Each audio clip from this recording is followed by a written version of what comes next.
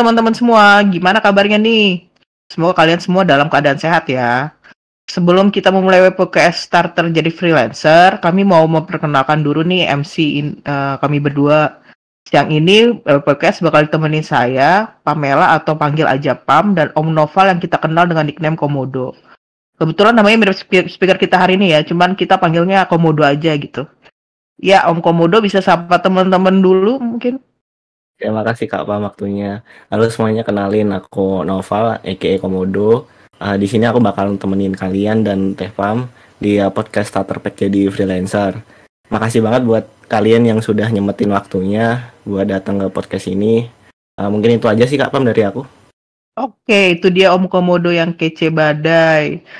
Halo semua, selamat datang untuk di Webpodcast untuk teman-teman yang baru bergabung. Sebenarnya Webpodcast itu apa sih? Webpodcast adalah podcast yang diadakan WPU dengan topik beragam. Di sini kita akan mendengarkan speaker berbagi pengalamannya dan kita bisa bertanya langsung ke speaker. Sesi pertanyaan akan berlangsung setelah sharing ya.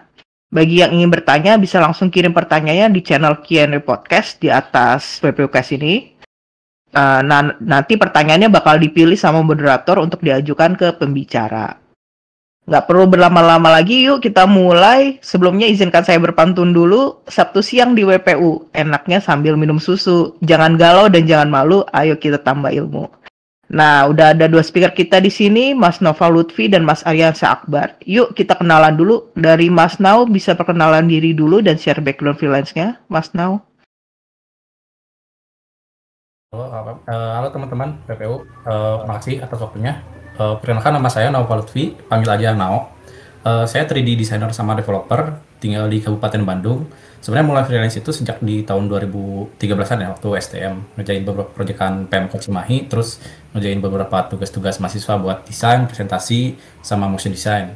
Baru full time freelance itu untuk developer itu sebenarnya sejak tahun 2019, cuman full time-nya itu baru di tahun 2020, dan alhamdulillah baru aja tahun kemarin di Februari itu kita udah jadi CV, namanya Net Digital Studio sih. Gitu. Oh, keren banget tuh ya pengalaman Mas Nau. Bahkan udah punya CV nih. Bakal kita tanya-tanya banyak nih nanti Mas Nau ya. Oke, selanjutnya Mas Akbar mungkin bisa perkenalan diri dulu dan share background freelance-nya. Halo teman-teman WPU, selamat siang. Perkenalkan, nama saya Aryansa Akbar. Kalian bisa panggil saya Akbar. Saya seorang senior full stack developer di salah satu perusahaan di Hong Kong, di Atec Solution. Dan juga saya berkarir freelance itu dimulai dari 2016, waktu itu saat masih semester 3. Dan waktu pertama kali freelance itu saya banyak mengerjakan sistem rumah sakit dan juga sistem perumahan. Karena waktu itu di 2016 belum menggunakan web ya, masih kebanyakan desktop app. Dan juga saat ini saya sedang mendirikan komunitas di daerah saya di Bulukumba, yaitu Pinisi Dev, untuk sharing dan media teman-teman freelance. Itu aja sedikit background dan perkenalan dari saya. Terima kasih. Wah, Mas Akbar udah lama juga ya bergelut di dunia freelance. Kalian pasti udah nggak sabar kan dapat ilmu dari mereka berdua. Nah, kita tanya-tanya ya, mulai dari Mas Nau dulu nih. Bisa diceritakan gimana awal mula terjun ke dunia freelance sebagai programmer? Apa sih yang mendorong Mas untuk memilih jalur ini? Awalnya sebenarnya sih saya tuh suka ngoding tuh dari SMP sih. Belajar itu lagi gencar-gencar namanya tuh website, kalau teman-teman udah pada tahu sih. Kalau angkatan saya sih pasti tahu namanya website. Dulu tuh saya bikin tema-tema untuk satu platform blog namanya itu My Web Blog, kalau pada tahu sih. Nah, berawal sih sebenarnya dari bikin CSS aja sih, belum ke HTML dan lain-lain. Nah, cuman dari situ emang senang banget dengan IT. Di sekolah juga, di SMP juga ada pelajaran IT, dan ya alhamdulillah paling minat ya di bagian IT itu. Terus sampai di belajar di warnet kayak gitu-gitu.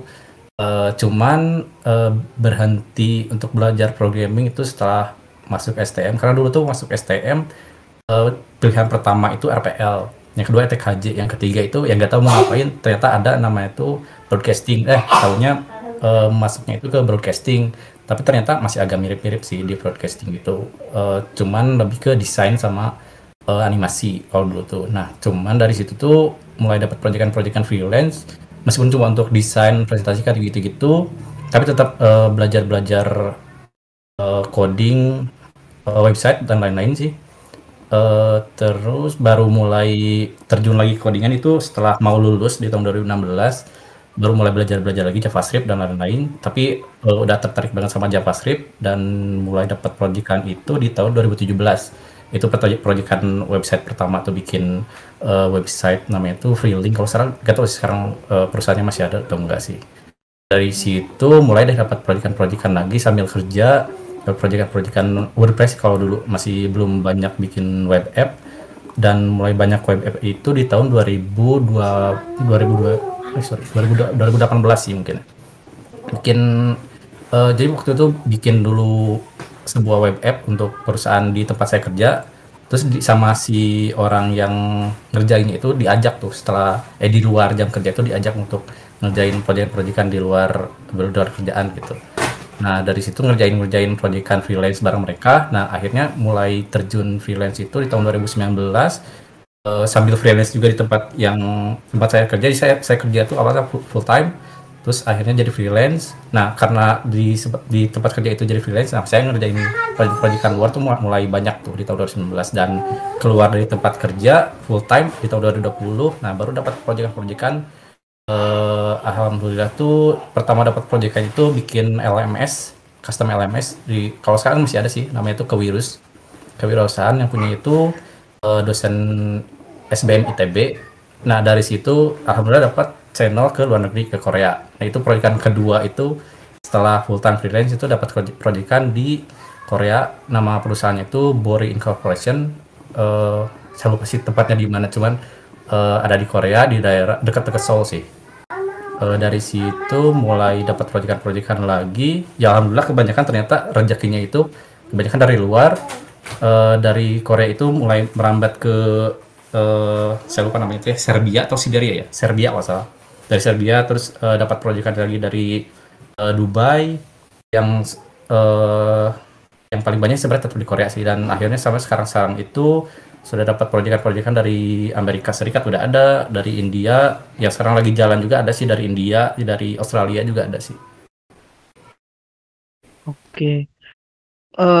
Wah, udah banyak banget ya pengalamannya sampai ke luar negeri bahkan ya. Kalau boleh tahu Mas, mau nanya dulu sedikit, itu Mas freelance-nya sendiri atau barengan gitu Mas?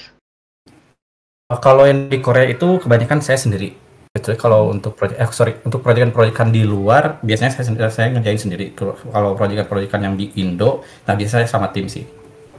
Oke, kita lanjut ke Mas Akbar. Bisa diceritakan gimana awal mula terjun ke dunia freelance sebagai programmer dan apa yang mendorong Mas untuk memilih jalur ini?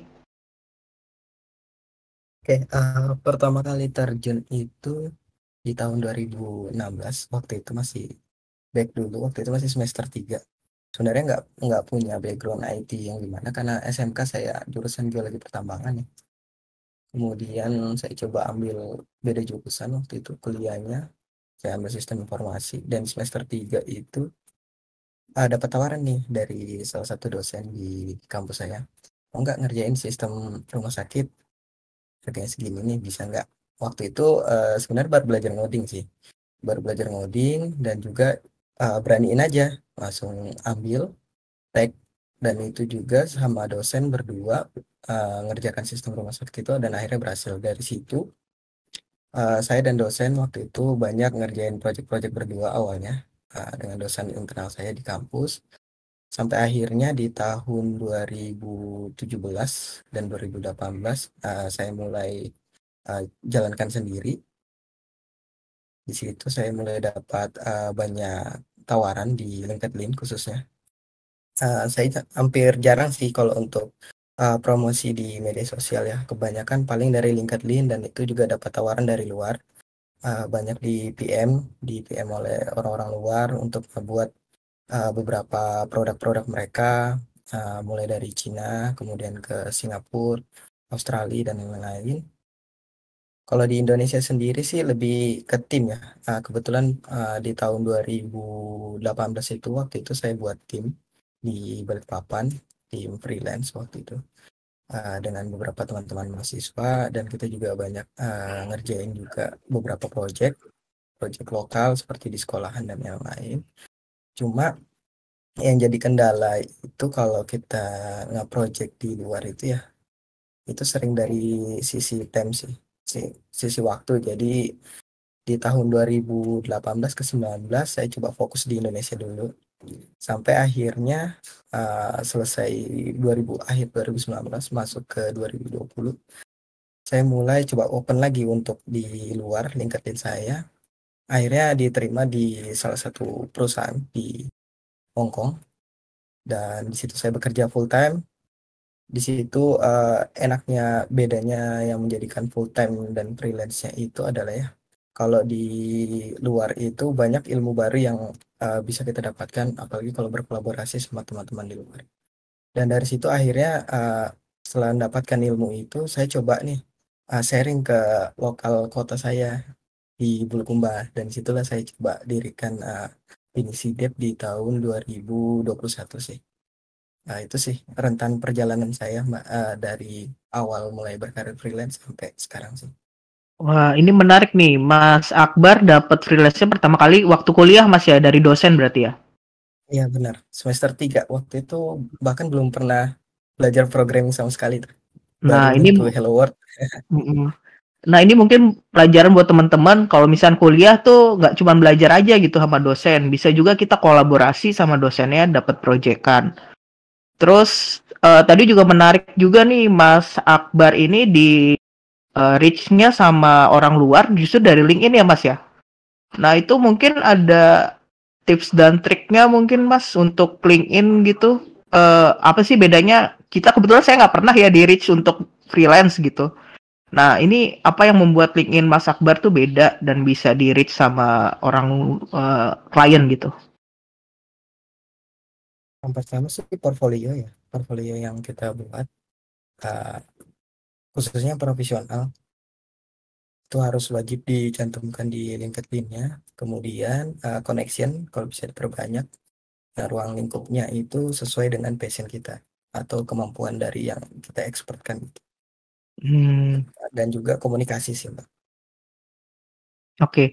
Kalau untuk portofolio sendiri tuh Mas simpen di LinkedIn-nya dalam bentuk PDF atau link web tuh Mas? Link web sama PDF juga ada. Oke, siap-siap. Mungkin ya yang mau coba mengupgrade LinkedIn-nya bisa tuh ngikutin cara Mas Akbar ya.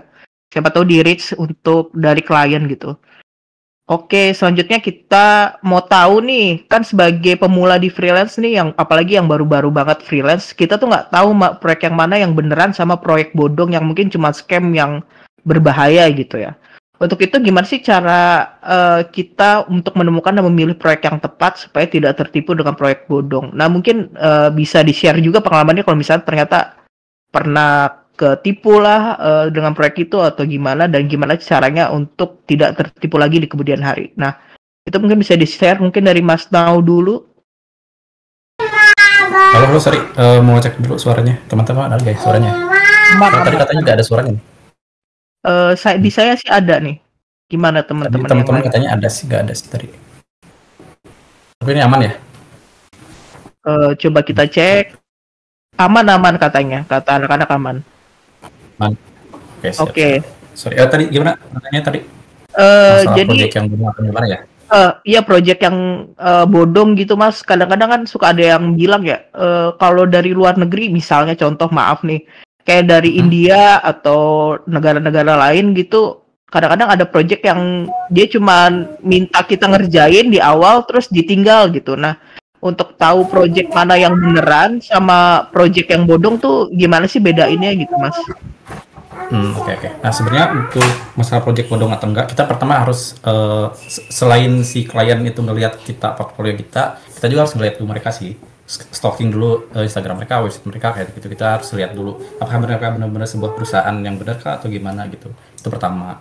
Yang kedua itu dipastikan bahwa kita itu bisa dapat DP. Jadi kalaupun mereka tiba-tiba terminate project atau tiba-tiba ngilang, ya seenggaknya kita punya bayaran tuh dari si DP itu. Itu yang kedua sih. Yang ketiga mungkin yang paling enak itu kita bisa sambil ketemu sih. Maksudnya ketemu juga bisa kan sambil Google Meet kah, bisa sambil Zoom kah. Jadi kita tuh bisa ngebangun koneksi gitu. Koneksi sebagai person to person gitu. Jadi biar sama-sama saling percaya gitu sih. Kalau untuk riset awal, ciri-cirinya apa sih, Mas? Perusahaan yang terpercaya itu apakah harus punya web resmi atau apa nih, Mas? Pastinya itu sih. Yang kedua itu ada di beberapa website yang apa yang di pro yang kayak LinkedIn gitu. Terus ada juga kayak apa sih, saya lupa namanya, itu ada sebuah perusahaan itu ngelisting startup itu ada sih di situ. Nah, coba aja dicek di situ. Kali aja kalau mereka ada, ya berarti ya kemungkinan besar bahwa mereka itu legit gitu si proyek tersebut. Kalau enggak, ya kita bisa cari lagi di beberapa platform lain sih. Kalau proyeknya bukan dari perusahaan, kayak pribadi gitu, gimana tuh Mas untuk tahunya? Nah itu lumayan sih agak. Kalau dari perorangan biasanya itu kita jadi orang ketiga. Nah ini sering aja ya. Yang sekarang tuh lagi jalan. Saya tuh lagi bikin sebuah proyekan 3D konfigurator. Nama perusahaan itu Tenter. Cuman saya tuh sebagai pihak ketiga. Yang pihak keduanya itu ada developer di Hong Kong. Nah cuman karena saya tuh orang ketiga, jadi ya komunikasi nggak jalan ya sama klien gitu. Nah terus ada beberapa mix komunikasi dan lain-lain, dan akhirnya sampai sekarang tuh dari pihak Hong Kong sama yang kliennya pun apa ya, ngegantung gitu. Nah itu harus di pelajarin buat teman-teman ya. Kalau ada proyekan, kita harus pastikan lagi apa kita pihak kedua atau pihak ketiga. Nah kalaupun kita pihak ketiga, minta ada satu ruang, contoh ada satu grup, apakah di WA atau di grup apa gitu, atau di email, kita bisa ngobrol sama klien gitu. Jangan sampai kita tuh nggak ngobrol banget sama si klien, karena kalau kita nggak ngobrol sama si klien, yang kemungkinan takutnya gitu ya, contoh kita telat gitu, bisa aja si developer tersebut tuh nggak ngebalas kita, padahal terus si developer yang di Hong Kong contohnya nih ya, dia tuh ngelempar si kerjaan itu ke orang lain, tapi tanpa sepengetahuan si klien gitu. Jadi harus ngobrol aja sih sama si kliennya gitu, biar sama-sama percaya gitu. Oke, siap. Menarik nih ya. Jadi kalau kita dari perorangan mesti tetap ngecek apa kita pihak kedua langsung ke kliennya atau pihak ketiga yang nggak langsung ke klien, tapi kita harus sebisa mungkin tetap kontak, bisa koneksi ke kliennya ya. Oke, untuk Mas Akbar sendiri gimana tuh Mas? Mungkin ada pengalaman dapat proyek bodong dan gimana cara mengatasi untuk tidak dapat proyek bodong? Ciri-cirinya tuh proyek yang legit tuh kayak gimana? Gimana Mas Akbar? Ya, alhamdulillah sih sampai sekarang belum ada ya Mbak. Mudah jangan sampai ada. Tapi untuk sebagai ibaratnya kayak asuransi buat kita sebagai developer. Biasanya saya harus wajib menyertakan DP dulu sebagai pegangan di awal udah pasti, dan juga itu starternya dari surat penawaran dan surat kontrak. Kalaupun itu mereka nggak bisa sanggupin, biasanya saya akan ngecek background dari company tersebut. Lihat dari medsos mereka, kemudian lihat background mereka, dan lihat berapa banyak employee mereka. Kalau itu sudah pasti, udah jelas, dan komunikasi juga lancar dengan mereka, dan mereka bersedia untuk menyediakan waktu mereka untuk kita meet bersama ataupun kita Zoom bersama gitu, itu saya anggap itu udah valid bagi saya. Apalagi kalau sudah surat penawaran dan surat kontrak sudah ditandatangani. Dan juga kalau untuk perorangan ya, kalau perorangan itu agak sulit ya untuk lihat ini dia pasti atau enggak. Tapi yang pasti kalau walaupun dia perorangan, kalau memang kita lihat juga skopnya, apakah dia ini ruang lingkup proyeknya itu sebesar mana gitu. Kalau memang sangat besar, kita persentase DP-nya juga besar. Dan jika itu proyeknya cuma kecil, biasanya persentasenya juga kecil DP yang kita berikan. Dan itu ketergantungan dari klien tersebut, dia sanggup nggak bayar sekian persen di awal. Karena itu adalah asuransi penting sih untuk memastikan bahwa kita tidak mendapatkan proyek yang bodong. Jadi kalau untuk dianggap juga supaya kita nggak dibilang ini developernya bodong gitu. Nah itu bisa mungkin gunakan jasa midman ya, atau orang ketiga gitu sih kalau dari saya. Oke, menarik nih ya. Jadi kita harus punya semacam hukumnya gitu ya. Apa sih istilahnya? Ya yang memperkuat kita gitu status hukumnya dengan menggunakan surat penawaran sama surat kontrak supaya aman sebagai asuransi kita. Oke. selanjutnya nih penasaran nih, kalau freelance itu kan fleksibel ya, kita bisa dapat proyek lebih dari satu untuk di waktu yang sama. Nah, gimana sih caranya memanage proyek yang banyak? Terus dari proyek yang banyak itu kan kita juga mungkin menghadapi klien-klien yang bermasalah. Nah, itu gimana caranya ngatasin klien yang bermasalah itu gitu. Jadi gimana kita nge-manage waktu sama nge-manage klien itu gimana tuh Mas? Dari Mas Nau itu gimana? Kalau saya sih biasanya kalau contoh saya udah ngerjain satu proyekan, terus ada datang lagi proyekan, contoh satu atau dua gitu ya. Nah biasanya yang proyekan yang satu, yang kedua atau ketiga itu saya jadi seorang manajer aja gitu, nggak sebagai contoh saya front-end developer, terus kedua proyekan yang baru juga sama minta front-end developer. Nah, biasanya saya tuh jadi seorang manajer aja sih. Jadi saya nyari lagi teman yang bisa jadi seorang front-end developer. Kalau kebetulan kalau sekarang tuh kan udah CV ya, jadi agak enak sih gitu ya. Pasti orang-orang tuh tahu kalau saya tuh bukan orang yang mengerjakan, tapi teman saya yang mengerjakan gitu. Dan cuman kalau waktu saya masih freelance, biasanya kayak gitu. Jadi saya tuh cuman ngerjain satu proyekan, yang lainnya saya nge-manage aja gitu. Nah, kalau masalah kebagi waktu itu lebih enak sih. Soalnya kan kalau kita cuman nge-manage doang, kita bisa nge-set masalah deadline, jadi kita bisa tinggal report doang kan, nggak perlu ngerjain. Pasti kan kalau sendiri kan pasti keteteran ya. Contoh dalam satu hari itu harus ada deadline 2 atau 3 kan lumayan ya. Makanya kalau saya tuh ngakalinya kayak gitu. Jadi untuk satu ngerjain proyekan sendiri, 2 lagi sama orang lain kerjasama gitu sih. Biar lebih gampang. Untuk nge-manage kliennya itu gimana Mas? Kalau banyak kayak gitu? Bingung juga sih sebenarnya. Saya nggak bisa dijelasin juga kalau saya tuh. Ngobrol sih ngobrol biasa aja. Kayak contoh kita ngobrol sama klien 1, klien 2, klien 3. Contoh harus meeting di hari yang sama, itu kita ngobrol aja upfront. Kita harus, kalau seorang freelance itu kita harus upfront sih. Ke si klien bahwa oke, saya tuh lagi ada proyekan ini dan nanti ya bakal kerjain si ini. Nanti kita ngobrol bareng-bareng aja, kita bertiga atau berempat gitu. Jadi kita harus tetap approach ke orang-orang, ke si klien-kliennya. Jadi mereka tuh bisa ngasih toleransi gitu. Contoh kalau kita telat 1 hari, oh karena dia ada ngerjain ini. Tapi biasanya agak posesif juga sih sebenarnya klien tuh. Contoh, kok mereka yang duluan yang kerjain gitu, kayak gitu. Nah, itu kita pinter-pinternya kita aja sih ngelobi klien sih. Menarik nih. Berarti kalau dari Mas Nau sendiri mencari teman untuk ngerjain proyek kalau banyak ya. Jadi nggak cuma sendirian gitu. Jadi bisa delegasi tugas ke orang lain. Terus sama tadi untuk klien berarti kita harus komunikasinya lancar terus dan kalau bisa jujur aja ya kalau ada proyek lain gitu. Oke. Kalau untuk Mas Akbar sendiri gimana tuh Mas untuk menanganin proyek yang banyak di satu waktu dan cara mengatasi klien yang bermasalah tuh gimana? Oke, kalau dari saya pertama kita lihat dari kapabilitas diri dulu ya sebelum ngambil itu project. Kita lihat apakah kita mampu untuk memanage 2 atau sampai 3 dalam satu waktu. Dan juga kalau dari saya sendiri, saya biasanya ngitung tuh per jam saya itu berapa gitu. Jadi saya bisa mengestimasikan berapa time cost yang saya butuhkan dan berikan harganya untuk klien tersebut gitu. Walaupun semisal kita dapat banyak gitu, dapat banyak tawaran, itu nggak semerta-merta bakalan diambil.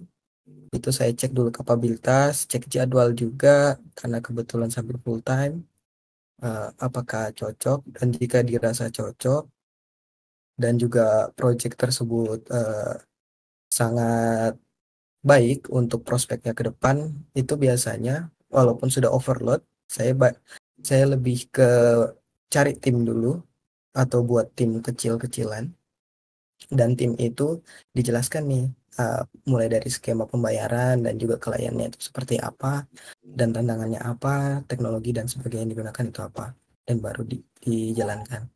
Karena kalau diri sendiri gitu ya, hanya kita sendiri dan kita coba nge-overload sampai banyak gitu, project kita sampai 5-6, yang kasihan kliennya juga nantinya pasti akan bertanya-tanya kok projectnya nggak kelar-kelar gitu ya.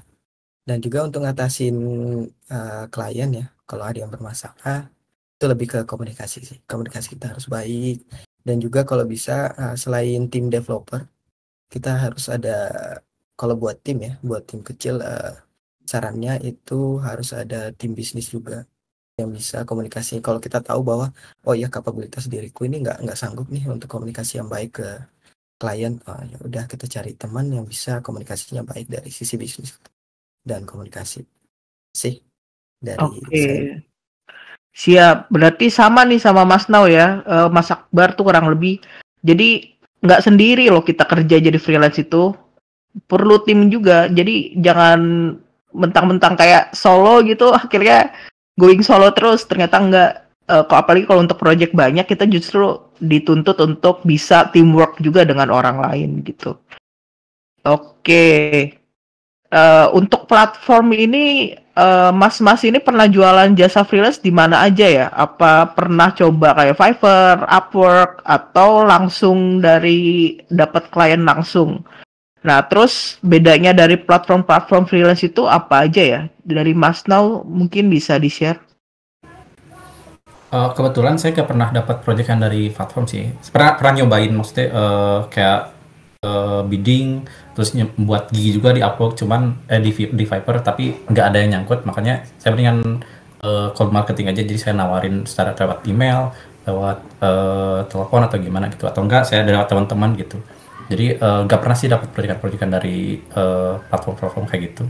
Kalau masalah perbedaan dari platform-platform sih, ya paling saya bisa ngasih tau aja yang udah pernah cobain aja sih. Yang pertama yang paling banyak saya coba itu di project.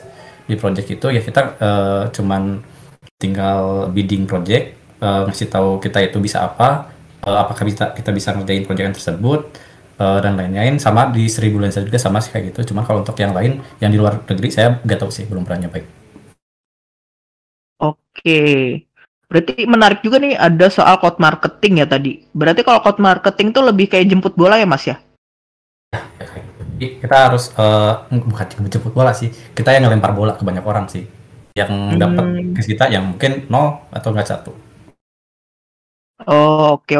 Untuk nargetin perusahaan mana yang perlu kita kontak tuh gimana tuh Mas?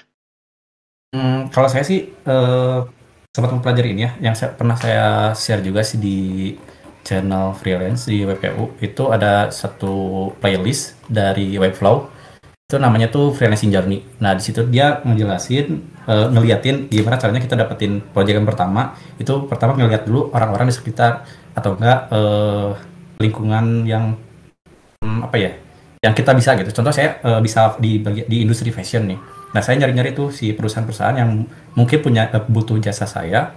Nah saya coba reach out ke mereka, lihat aja di Google Maps gitu, atau enggak di Instagram yang paling dekat yang mana. Nah kita coba tawarin ke mereka dengan template yang sama, atau enggak template yang beda-beda. Contoh ke satu klien yang ini, yang A, perusahaan A, kita coba tawarin usaha A, atau ke yang B kita nyoba nawarin contoh desain atau apa gitu. Kalau saya sih kayak gitu. Meskipun kita belum tentu tahu ya dia butuh apa enggak, tapi dikontak aja gitu ya Mas ya? Iya betul, namanya juga kalau marketing, jadi kita gak tahu apakah mereka butuh atau enggak, tapi kita dalam asumsi, oh kayaknya sih mereka bakal butuh gitu. Oke. Baik, nah itu mungkin bisa dicoba sama teman-teman ya, daripada kita cuma nunggu klien datang, kita yang inisiatif untuk nge-reach klien itu. Nah, untuk Mas Akbar sendiri itu gimana Mas? Pernah coba platform freelance atau nggak pernah? Terus kalau pernah, apa aja sih perbedaan platform-platform freelance tersebut?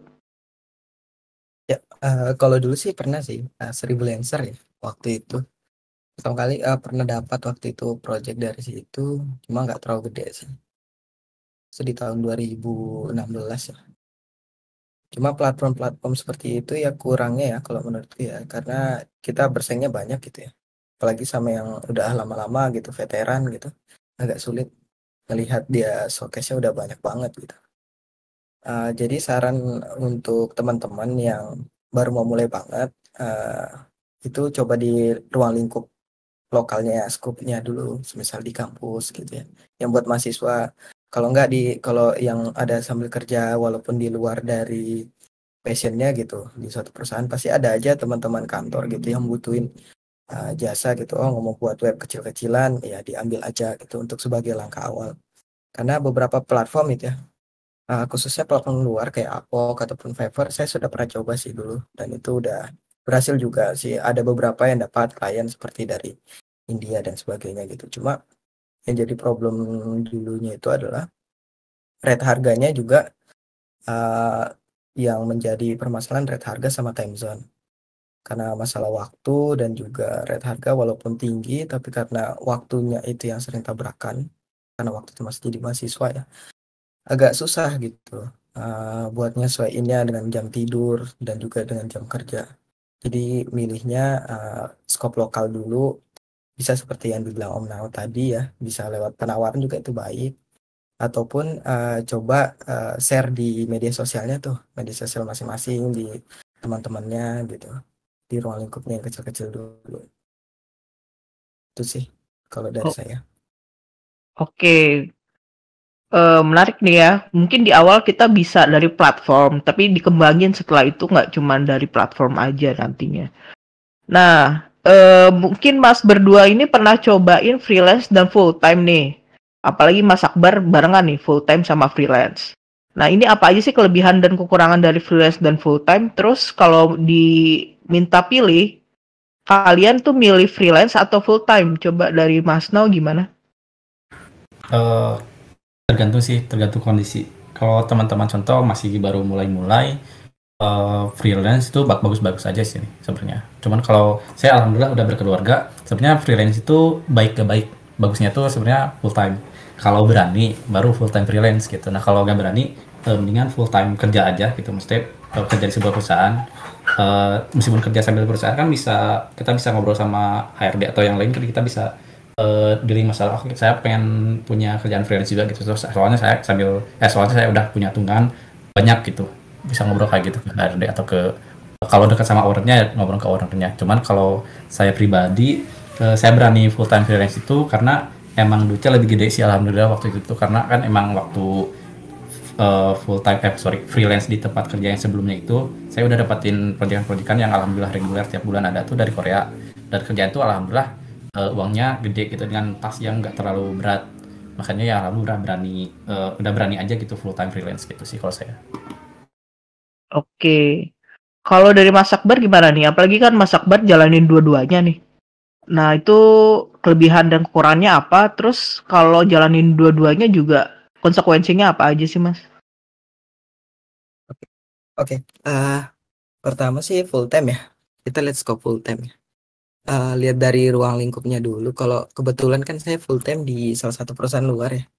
Dan enaknya itu di perusahaan luar, hampir semua perusahaan luar yang udah saya pernah coba itu, dia nggak pernah membatasin karyawannya, employee-nya full time untuk bekerja di perusahaan lain gitu. Dia nggak masalah selama semua tax dan semua tanggung jawab kita itu kelar gitu. Dan juga cuma yang jadi masalahnya itu adalah kalau kita full time di perusahaan luar itu dari time zone-nya, jadi kadang di waktu kita tengah malam nih production harus tetap di sana sih enak aja masih siang atau enggak masih pagi gitu kan. Di kita udah malam kita juga harus tetap bangun gitu untuk ngerjain kerjaan full time ya. Nah itu dari sisi full time sih. Kalau freelance kan enaknya kita bisa ngeset jadwal nih. Aku mau ngerjainnya nanti malam aja deh jam-jam sekian sampai jam sekian. Misal dari jam 8 sampai jam 10 untuk project A, nanti sisanya 2 jam untuk project B. Seperti itu. Selama kalau dari saran saya ya, kalau semisal full time itu bisa memberikan kewenangan untuk bekerja double job gitu ya atau double agent, itu nggak masalah. Tapi kalau perusahaan tersebut nggak memperbolehkan untuk double agent, itu sebaiknya dibicarakan dulu dengan atasannya ya atau HRD-nya, karena takutnya itu mengganggu performa di full time ataupun di freelance kalian gitu. Karena kalau itu udah sampai mengganggu di salah satu pekerjaan kalian, itu akan menjadi ibaratnya jadi bumerang lah buat kalian dan track record kalian akan jadi jelek gitu. Jadi sarannya itu harus dibicarakan dulu pertama kalau memang kerjain full time dan itu nggak ada aturannya ya, aturannya nggak boleh gitu, misalnya nggak boleh untuk bekerja di perusahaan lain gitu, harus wajib hanya di satu perusahaan tersebut, wajib dibicarakan dulu bisa nggak. Kalau nggak bisa berarti harus milih nih, mau jadi freelance aja atau jadi full time ataupun mau cari tempat full time yang lain yang bisa memberikan kewenangan boleh freelance juga. Untuk masalah manage waktu ya, biasa kalau dari aku nih ya sarannya, kan full time itu pasti kita dituntut waktu dari pagi sampai standby biasanya sampai sore sih, kebanyakan ya full time itu sampai jam 4 atau jam 5. Kebetulan kalau saya sendiri itu karena full time-nya itu di Singapura sama di Hong Kong ya. Jadi startingnya itu dari jam 10 sampai jam 11. Jam 10 pagi atau jam 11 pagi sampai ke jam 3 atau jam 4 gitu. Nah, sisanya itu malam biasanya baru aku ngerjain job-job untuk freelance sih. Entah itu 4 jam atau 3 jam. Yang penting sama jaga kesehatan sih, jangan sampai terus-terusan begadang gitu ngejar deadline, jangan pernah delay gitu ya, menunda-nunda pekerjaan gitu ya, jangan sampai ditunda gitu, segera lebih baik diselesaikan aja dulu kewajiban-kewajibannya dan juga tanggung jawabnya, baru nyantai-nyantai gitu. Itu sih dari Oke. saya. Ini Mas Akbar jago banget nih berarti bagi waktunya dan stamina-nya kuat dia bisa freelance dan full time. Oke. Nah, ini mungkin pertanyaan berikutnya nih yang paling ditunggu-tunggu nih. Soal pergajian nih. Nah, itu untuk gaji freelance sendiri tuh nentuin rumusnya gimana ya, Mas? Terus ada perbedaan rate gaji rata-rata nggak sih dalam dolar dan dalam rupiah? Itu rata-rata di dolar sama rupiah tuh berapa? Dan untuk nentuin harganya tadi, nah itu rumusnya gimana untuk apalagi untuk pemula yang baru banget terjun dan belum tahu misalnya per jam tuh saya berapa atau per project kah? Nah, itu kayak gimana? Coba Mas Nau mungkin bisa share. Kalau masalah pricing, ini khusus di Indonesia ya. Sebenarnya saya udah pernah share sih di channel freelance. Udah lengkap banget sih, udah sama simulasi harganya berapa dan lain-lainnya. Dan itu juga berdasarkan dengan kebutuhan sehari-hari. Itu dicek aja nanti freelancing discussion, di pin coba cari di situ. Kalau masalah pakai dolar itu agak beda lagi sih untuk hitungannya. Sebenarnya masih sama-sama aja ya, bisa diterapkan. Cuman kalau saya itu biasanya ditambahin beberapa, contoh untuk proyekannya itu 10 juta, saya itu biasanya tambahin sekitar 1 juta atau 2 juta untuk kemungkinan ya yang kayak tadi yang pertama kita waktu tadi kita bahas masalah proyekan bodong dan lainnya, takutnya contoh kita lagi ngerjain udah 30%, si klien tiba-tiba hilang, ya seenggaknya kita punya ada tambahan dikit gitu untuk kompensasi gitu. Kalau saya sih kayak gitu. Jadi kalau masalah pricing dicek aja di pricing discussion di pin message, itu saya udah share, itu lengkap banget sih di situ. Oke. Nanti teman-teman mungkin bisa cek channel freelance di situ ya. Ada pin message-nya, bisa dicek gimana cara nentuin pricing freelance. Nah, kalau dari Mas Akbar sendiri mungkin ada tips untuk menentukan pricing per project kah atau per jam kah, dan nentuinnya besarnya berapa? Soalnya kadang-kadang tuh banyak banget yang pertama kali tuh bingung ini satu halaman berapa atau satu project berapa. Nah, itu gimana tuh Mas Akbar? Oke, kalau dari aku sendiri sih ya, biasanya itu ngelihat dari skopnya dulu, skop projectnya itu sebesar apa. Dan kita cek berapa modul yang dibutuhkan untuk menyelesaikan proyek tersebut. Dan juga lihat dari kapabilitas si freelancernya.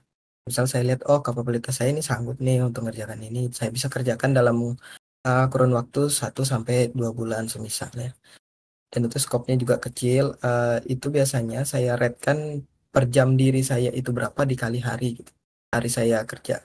Semisal nih, anggap contoh saya per harinya itu per jamnya 50.000 dan saya akan kerjakan dalam sehari itu 6 jam untuk project A gitu.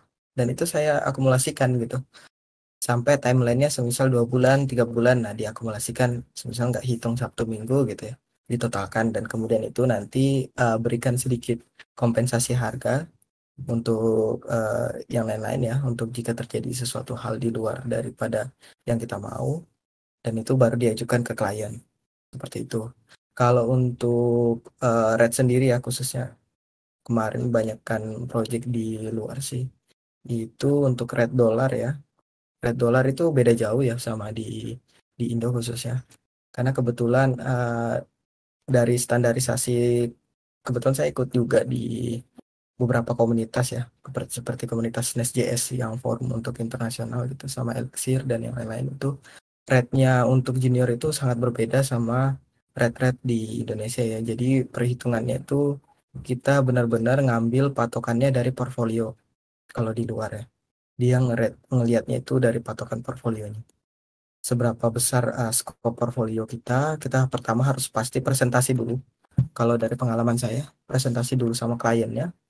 Waktu itu untuk project yang di Singapura ini, waktu itu saya presentasi dulu portfolio saya seperti apa, kemudian sudah mengerjakan apa aja. Dan itu nanti rate-nya kita bisa hitung berdasarkan dari penilaian yang bakalan didapat dari klien itu juga. Klien biasanya sih kalau di luar, klien itu bisa memberikan kita nilai gitu. Oh, ini scope dari projectnya itu mulai dari range-nya 1 sampai 10 gitu. Semakin tinggi dari range tersebut, biasanya nilai dari akomodasi project tersebut itu sangat besar gitu. Nah, itu sih kalau dari saya.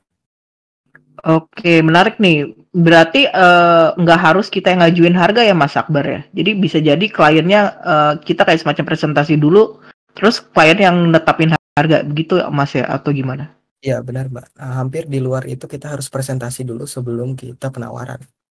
Karena mereka nanti juga bisa membandingkan ataupun ibaratnya penawaran ya, penawaran jadi dua arah penawarannya seperti itu sih. Kalau dari klien, kalau harganya dari klien itu negotiable nggak sih Mas? Negotiable banget sih Mbak. Apalagi kalau portfolio kita sangat besar ya, itu kita bisa nego yang sangat baik sama mereka sih. Oke, siap. Nah, untuk selanjutnya saya serahkan bagian pertanyaan dari Komodo. Om Komodo mungkin bisa ambil waktu dan tepatnya. Oke, makasih Kak Pam untuk waktu dan tempatnya. Mungkin selanjutnya akan saya yang memberikan pertanyaan kepada para speaker kita. Langsung aja gitu, mungkin untuk pertanyaan selanjutnya ini sangat berhubungan dengan gaji yang didapatkan dari freelancer tadi. Ini juga berhubungan dengan project-project bodong. Nah, ini pertanyaan, apakah seorang freelancer itu perlu membuat kontrak kerja setiap mendapatkan proyeknya? Mungkin bisa dibuka sama Mas Nao dulu. Itu diperlukan banget sih, kalau enggak ya takutnya mereka tiba-tiba terminate tanpa kita sepengetahuan kita, atau tiba-tiba ngilang sedangkan proyeknya sudah beres. Itu ya resiko banget sih kalau gitu. Makanya diharuskan kita itu punya kontrak kerja, dan sebelum kontrak kerja pun biasanya mereka tuh contoh memberikan nge-brief dulu sesuatu, contoh yang confidential. Biasanya kita tanda tangan dulu sama mereka masalah NDA. Nah, setelah NDA biasanya kita kalau udah deal masalah pricing dan lain-lain, baru kita bikin kontrak gitu sih. Itu diharuskan banget sih kalau punya kontrak. Karena takutnya yang tadi yang masalah proyek bodong itu sih takutnya. Oke, mungkin ini juga saya pengalaman dari aku, pernah juga proyekan dari luar itu mereka sangat mementingin NDA juga karena ada sesuatu gitu. Kemudian apakah dari Mas No itu ada template yang bisa di-share gitu atau referensi gitu? Ada. Ini saya lagi siapin sih untuk yang pakai bahasa Indonesia sama yang biasanya pakai buat bahasa Inggris. Saya sudah lagi siapin sih. Oke, baik. Sambil menunggu Mas Nao untuk share template-nya, kita mungkin bisa beralih ke Mas Akbar. Ini bagaimana tanggapannya? Kalau dari sendiri sih itu sangat penting ya. Nah, surat kontrak sama surat penawaran itu sangat penting. Karena itu jadi pengikat kita ya sama si klien tersebut, dan juga jadi ibaratnya asuransi buat kita lah. Dan juga jangan sampai ya klien tersebut gitu tiba-tiba dia menghilang gitu, ataupun dia nggak mau lakukan payment. Nah, itu bagusnya kita sudah sediain untuk dari kekuatan hukum juga kita kuat ya, dari awal surat penawaran sampai kemudian surat kontrak kerjasama. Itu sih. Oke. Kalau untuk template-nya ada sih, ada. Nanti untuk surat penawarannya ada sih. Nanti di-share. Mungkin ini ada highlight kah di bagian kontrak kerja tuh yang paling penting itu bagian mananya gitu? Kalau dari sisi saya sendiri ya, yang paling penting itu dari term of payment-nya ya. Payment-nya itu seperti apa? Kita sama kliennya, entah itu berapa persen DP di awal ataupun kita mau back to back sama klien, itu harus sudah jelas memang di awal. Sama kita harus biasanya sih ya, klien itu pasti pertama dia payment-nya itu kebanyakan invoice ya. Kalau saya dapat sih kebanyakan invoice, kebetulan itu dibagi nih, ada kuartalnya gitu, awal DP gitu. Semisal nih, kita project kan selama 6 bulan. Sebelum development biasanya kita turun DP sekitaran di 30-50% dari total project tersebut. Kemudian masuk, karena biasanya saya menggunakan metodologi Scrum ya, kita hitung per sprint. Setelah sprintnya itu tercukupi, nah gitu masuk ke payment yang kedua. Habis itu selesai tahap development, dan terakhir setelah kita masuk ke UAT dan masuk ke garansi gitu sih. Oke. Mungkin nih pertanyaan selanjutnya ini berhubungan dengan jawabannya Mas Akbar tadi ini tentang terkait proses pembayaran freelance. Mungkin udah disebutin sama Mas Akbar tadi kalau dalam freelance itu di dalam perjanjiannya udah ada term of payment-nya kayak misal DP dulu atau ada step-stepnya lah istilahnya, ada sprint-nya. Mungkin Mas Akbar ingin menambahi lagi untuk terkait itu atau sudah cukup? Oke, kalau payment ya, itu bisa tergantung dari kondisi si klien juga sih. Banyak juga klien, apalagi kalau yang udah percaya ya, misal klien yang udah pernah pakai jasa kita nih, dia datang lagi. Nah, biasanya itu udah nggak perlu DP lagi, dia bisa langsung full time gitu, langsung full payment gitu, langsung dia bayarkan, terus kita tinggal kerjakan gitu. Itu khusus untuk klien-klien yang datang lagi gitu. Tapi kalau yang baru, apalagi dia statusnya itu corporation ya, pasti itu mereka pasti pakai invoice, selalu pasti pakai invoice, dan juga dia ada banyak rentan waktu dari pembayaran tersebut sih. Seperti yang tadi sudah saya sebutkan ya di awal, biasanya dari pertama DP, kemudian nanti hitungan sprintnya sudah masuk ke sprint keberapa, selesai development, masuk ke UAT, habis dari UAT baru ke pelunasan, seperti itu sih. Tapi kalau untuk perorangan ya, kalau perorangan itu biasanya kalau kasusku itu perorangan biasanya DP aja sih, DP dulu. Setelah selesai DP, kita hubungin lagi. Kalau bisa bikin grup ya, grup bersama klien perorangan tersebut, ataupun kalau kita panggil midman wajib ada grupnya gitu, supaya untuk menjaga kliennya nggak kemana-mana gitu, ataupun kita yang nggak kemana-mana gitu ya. Itu sih. Oke, berarti intinya tuh kalau klien berulang itu bisa langsung minta DP, tapi kalau misal klien dari korporat atau klien baru lah misalnya tuh perlu mengajukan proposal dulu. Begitu ya Mas Akbar? Iya. Oke. Mungkin dari Mas Nao ada pendapatnya? Sorry, tadi agak kurang nyimak sih, ini lagi benerin yang kontrak. Gimana tadi pertanyaannya? Oke, pertanyaannya saya ulang ya. Untuk proses pembayaran freelancer itu apakah perlu DP dulu atau mengajukan proposal selanjutnya meminta DP gitu? Proposal dulu baru DP gimana? Jadi ini pertanyaan tentang cara bayar freelancernya gitu Mas. Nah kan itu ada juga freelancer yang minta DP dulu baru bisa ngerjain proyeknya.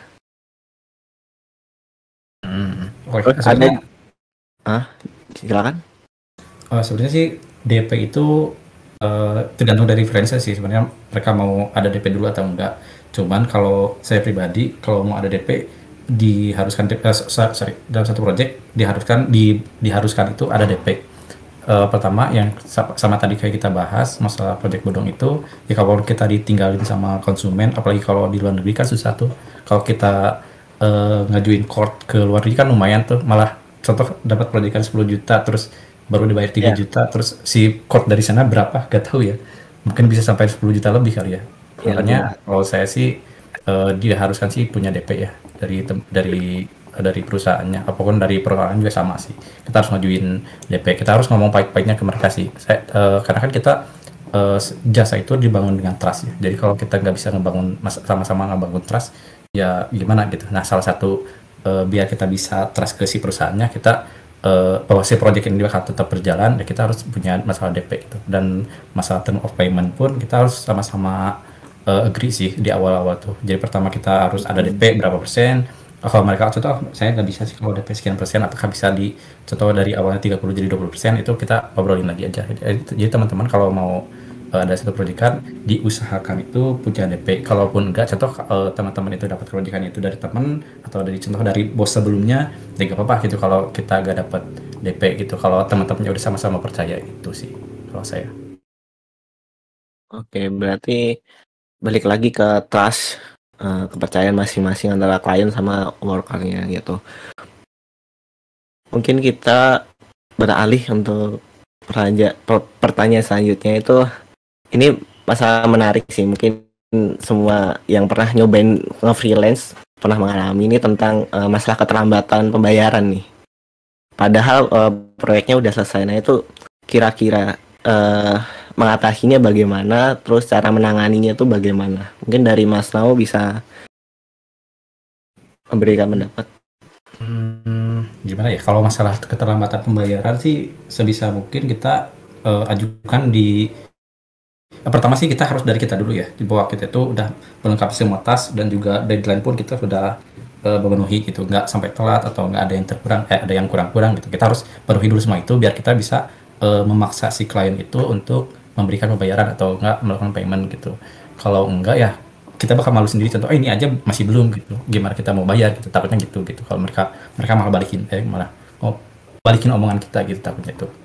Jadi kalau saya sih beresin dulu proyekannya kita, beresin dulu tas-tas kita, baru kita bisa memaksa untuk klien untuk melakukan pembayaran. Nah kalaupun mereka belum melakukan pembayaran, itu balik lagi ke kita sih, apa kita mau tetap percaya dengan si klien itu akan, contoh mereka tuh bilang oh ini 2 hari lagi deh kita bayar gitu.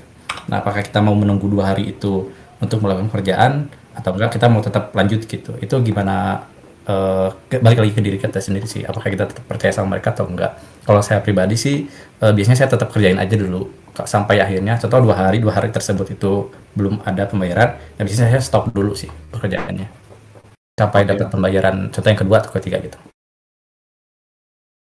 Oke, berarti balik lagi ke perjanjian awal ya Mas No.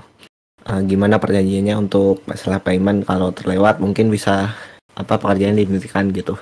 Ya, dan biasanya kalau di kontrak itu, kalau yang saya itu ada keterlambatan penalti sih. Penalti juga bisa berlaku gak cuma di kita doang. Contoh kita telat deadline, kita dipotong harga kah atau gimana gitu, atau gak telat bayar atau gimana. Nah kalau dari mereka, contoh mereka telat, kita udah kirim invoice di hari ini, dengan due-nya tuh tahun berapa, due-nya tuh apa, contoh di 2 hari kemudian harus terbayar kah. Kalau contoh setelah 2 hari itu mereka belum bayar, bisa itu kalau di saya itu sekitar 1 per mil.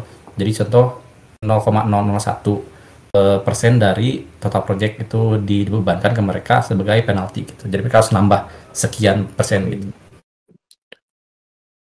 Oke, berarti balik lagi trust, kepercayaan itu harus dijaga antara klien sama freelancer. Mungkin dari Mas Akbar ingin menambahi atau ada tanggapan? Yap, kebetulan relevan banget ya. Saat ini juga ada klien yang lagi lambat gitu, Waduh. lagi lambat, walaupun development udah selesai ya. Nah itu makanya dari awal yang kita set up itu pertama surat penawaran dan surat kontrak udah jelas. Itu supaya untuk pengingat lagi kepada mereka bahwa harga sekian yang harus dibayar dengan tanggal deadline-nya sekian, apalagi statusnya development udah selesai gitu ya. Dan juga komunikasi harus tetap selalu dijaga. Nomor 1 kita harus selalu hubungin dia. Jangan sampai gini ya, jangan sampai kita nggak enakan gitu. Kalau ini prinsip saya sendiri ya, khususnya ke klien gitu. Kalau kita udah menyelesaikan semua kewajiban kita udah menyelesaikan semuanya, dan mereka sendiri yang agak lambat gitu paymentnya, ya udah kita coba komunikasi tapi secara baik-baik gitu. kita coba hubungi di setiap hari, biar aja dibilang ini kayak orang kayak pacar posesif gitu ya, tiap hari ngehubungin, halo selamat pagi, selamat siang, selamat sore gitu ya. Nggak masalah, yang penting itu jadi pengingat buat mereka, karena jika seandainya jangan sampai semisal itu ya harus sampai ke ranah hukum pun gitu ya, kalaupun ditanya nanti itu sudah jadi bukti yang kuat buat kita bahwa kita sering mengingatkan kepada klien mulai dari tanggal sekian. Jadi itu semua disimpan sih, bukti percakapan, kemudian surat kontrak, surat penawaran, dan lain-lain. Serta kalau saya sendiri sih biasanya sertakan ya sama seperti Unao ya, kita biasanya sertakan penalti sih. Penaltinya itu dari hitung dari perharinya berapa gitu ya, dihitung dari total sprint ya, kalau kami kan pakai Scrum, jadi kita hitung dari sprintnya itu berapa persen gitu. Itu sih yang wajib, nggak apa-apa dibilang posesif gitu, yang penting komunikasinya selalu lancar dengan klien sih, walaupun sekedar say hi gitu.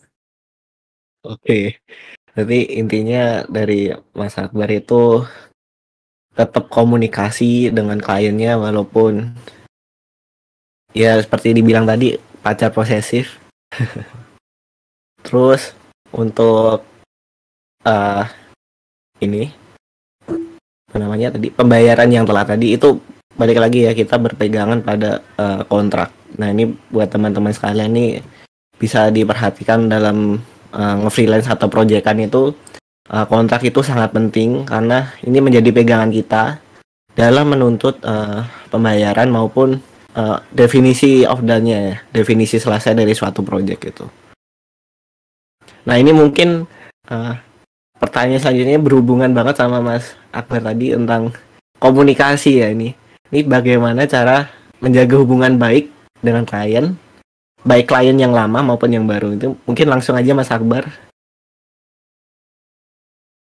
Oke, kalau sendiri ya, walaupun selesai project biasanya gitu, kita selalu di tim ya, khususnya tim itu kita selalu menjaga komunikasi sama klien. Kita sering tanya-tanya nih, sekedar basa-basi aja, say hi gitu sama klien kita, walaupun mulai dari hal-hal kecil ya, karena biasanya dari klien 1 ke klien 2 itu mereka dari mulut ke mulut biasanya juga, apalagi kalau performa kita dirasa bagus gitu, performa tim kita itu bagus, pasti dia akan ngepromosikan gitu secara otomatisasi ya. Orang-orang itu kalau kita punya sesuatu brand yang bagus nih, pas kalau kita ngobrol ke teman, ini baju yang ini bagus nih, barang ini bagus nih, laptop ini tuh bagus loh, merek ini bagus. Nah gitu sih.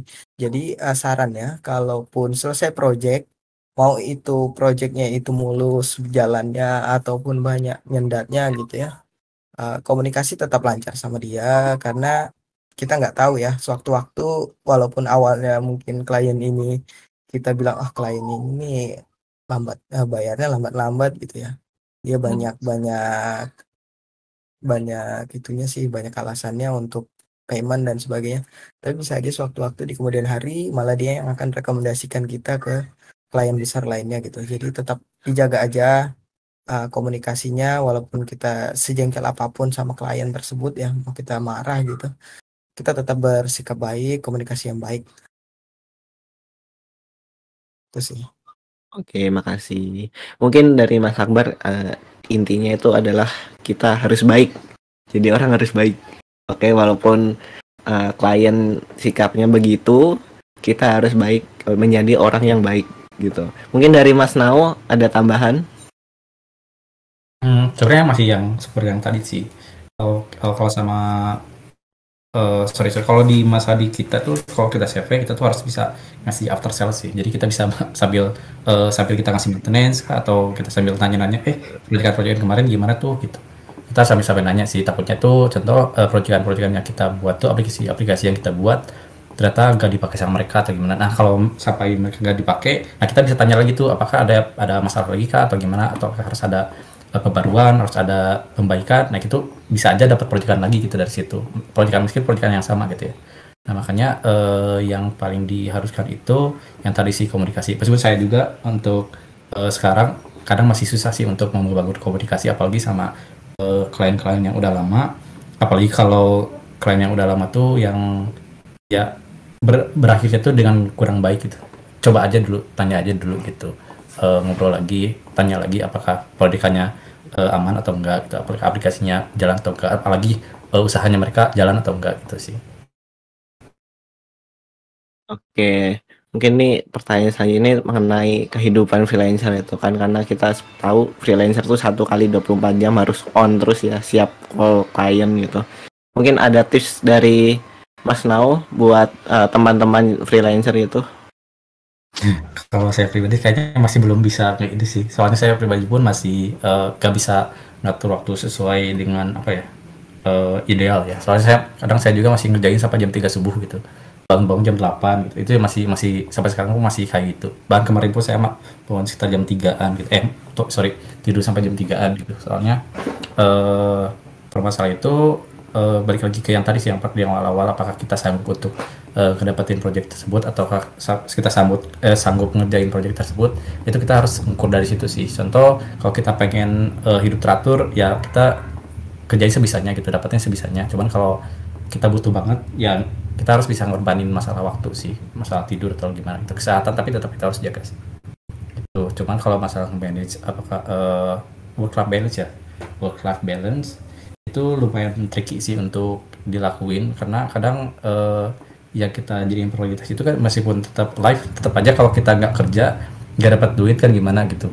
Nah makanya kalau kita sih seorang freelancer, biasanya kita ngedahulin dulu kerjaan baru ke live sih biasanya, soalnya kan si project itu kadang-kadang enggak ya kalau untuk freelancer. Makanya kita kasih yang terbaik dulu untuk proyekan yang sekarang gitu sih kalau saya.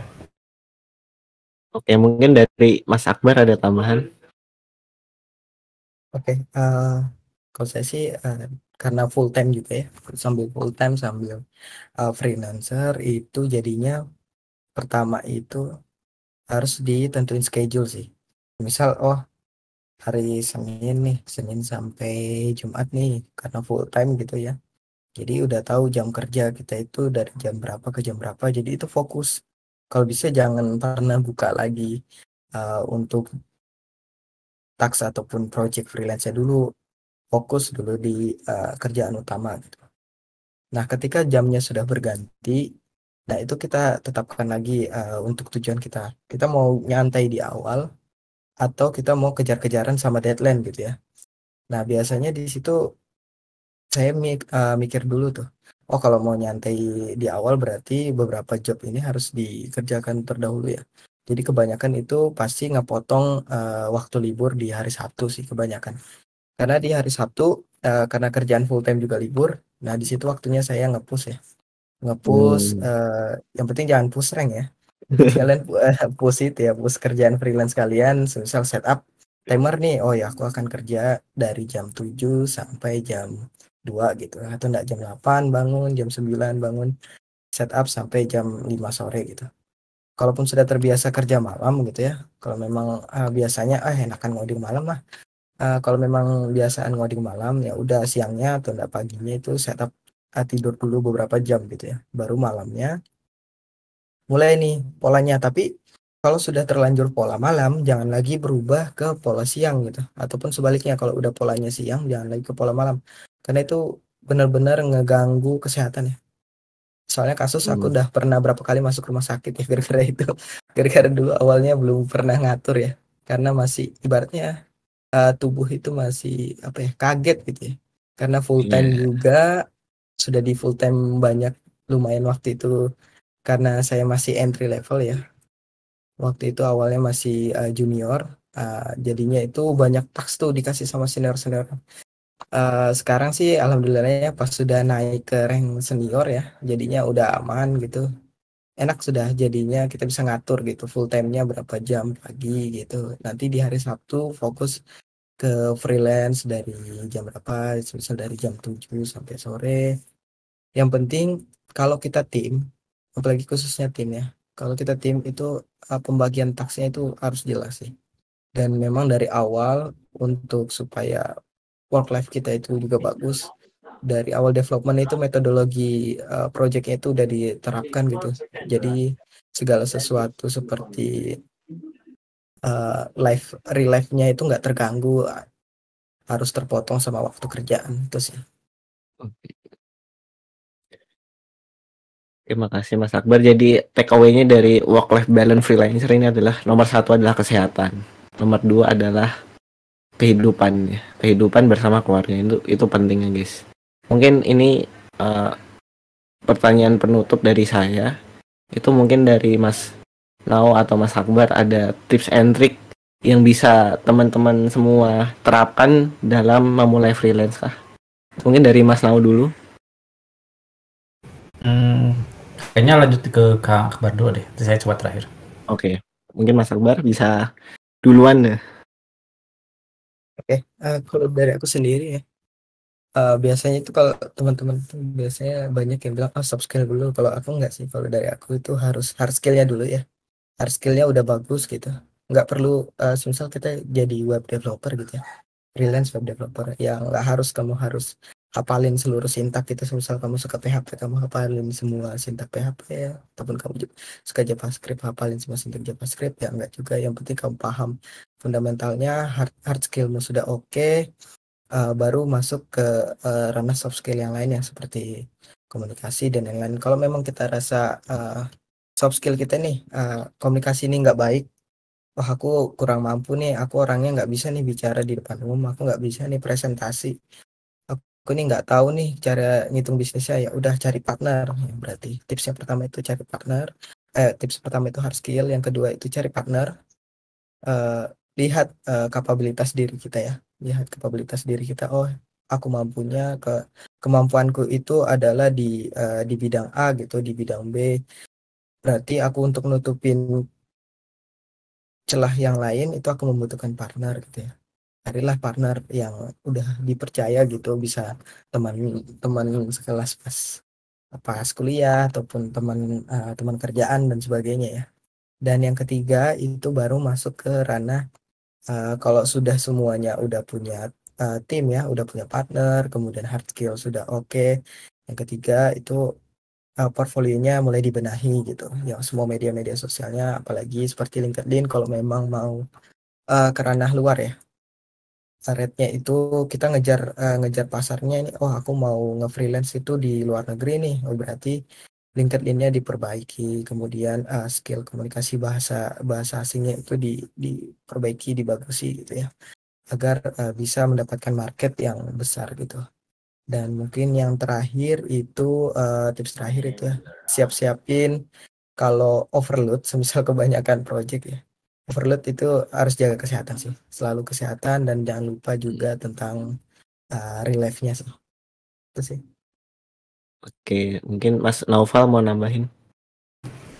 Kalau tips sih gimana ya? Kalau tips masih sama sih kayak tadi yang sekarang Kang Akbar, emang itu adalah hal yang harus kita lakuin gitu. Soalnya kalau nggak kayak gitu, kita yang bakal keteteran sendiri, apalagi masalah tim ya. Kalau kita kalaupun kita dapetin proyekan itu, atau skopnya masalah tim itu kita bisa lihat tuh dari skop itu, apakah kita sanggup atau enggak. Contoh kita bisa full stack, kita kerjain sendiri. Kalau enggak ya biar kita bisa balance antara kerja sama kehidupan, ya kita harus punya tim sih. Nah, meskipun tim masalah nyari tim itu kita harus agak tricky sih, soalnya kan kadang tim-tim itu ada yang bisa kita percaya dan enggak ya. Nah, kalau saya itu kemarin juga saya udah pernah share loker untuk freelance job juga sih di WPU tuh. Nah, saya tuh nyarinya orang-orang yang dekat-dekat rumah aja sih dari daerah sini. Soalnya di beberapa kasus itu saya punya partner yang remote. Itu sampai kita proyekan yang kemarin itu kita telat sampai 2 bulan sih. Masalah karena remote itu sih. Kalau dari saya sih teman-teman ya harus punya teman-teman yang bisa kerja sama bareng sih kalau pengen memulai. Soalnya kalau sekarang itu agak susah sih untuk mulai freelance. Soalnya semua orang tuh udah banyak yang bisa sih. Masalah front end, masalah back end itu teman-teman sekarang tuh udah pada jago ya. Apalagi saya pun seorang lulusan SMK yang nggak bisa, yang backgroundnya itu bukan programming, Saya tuh cuman bisa motion design sama 3D graphics, tapi ya alhamdulillah dapat proyek-proyekan itu developer itu saya lempar ke orang lain sih. Kalau teman-teman yang nggak bisa coding, contoh masih belum confident, itu bisa sih kerja sama orang-orang gitu. Prosesnya kayak gitu sih.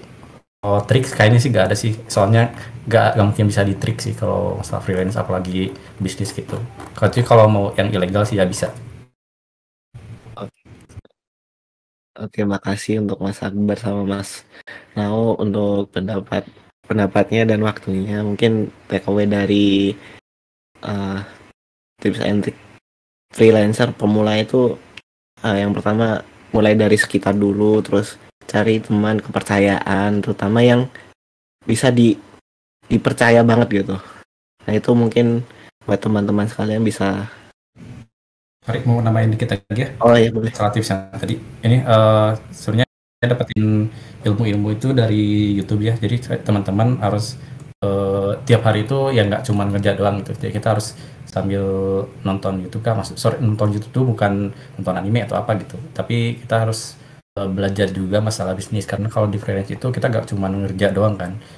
Istilahnya gitu kita bisnis tapi sendirian. Meskipun kalau bisnis kan kita harus banyak kan gitu ya, kolaborasi dengan teman-teman gitu yang lain sama employee atau gimana gitu. Nah kalau kita sendiri, meskipun kita cuma sendiri, kita harus tetap punya background bisnis sih. Bukan background bisnis, kita sekolah bisnis atau kursus bisnis, cuman kita harus punya pemikiran seorang businessman gitu. Tadi pernah di message juga sama Kak Akbar sih, kita harus tetap belajar tentang dunia bisnis biar kita juga bisa menentuin masalah harga, manage waktu dan lain-lain sih kayak gitu. Nah kalau saya itu suka nontonin The Future, itu saya pernah share juga sih The Future, namanya itu dari blind.com. Itu dia ngejarin masalah freelance. Dia tuh ngejarin bisnis untuk desain dan desain untuk bisnis. Itu agak dua topik yang berbeda tapi berkesinambungan, meskipun mereka tuh ngomongin masalah bisnis, ngomongin masalah desain, tapi bisa relate sih ke proyekan-proyekan yang kita kerjain gitu sih. Dan untuk salah satu tipsnya itu adalah be known sih. Jadi kita harus punya profil-profil di media yang terkenal sih. Salah satunya Instagram. Justru saya nggak main Instagram, tapi kalau kita punya Instagram itu ya kita bisa showcase proyekan-proyekan yang pribadi gitu, bukan proyekan-proyekan yang itu ya banyak private. Terus kita harus punya LinkedIn yang tadi yang di message sama Kak Akbar juga itu bagus sih. Cuman yang free pun juga gak apa-apa gitu. Kalau saya pun gak di manage itu si linknya itu, tapi tetap aja ada orang yang nawarin, ada dari outsource yang nawarin untuk kerja, itu pasti ada aja sih teman-teman. Apalagi sekarang tuh lagi banyak banget dibutuhin front-end developer tuh lagi banyak banget sih di LinkedIn. Jadi teman-teman itu harus punya akun-akun media itu sih. Karena biar orang-orang tuh pada tahu bahwa kita tuh bisa ngelakuin A, B, C gitu.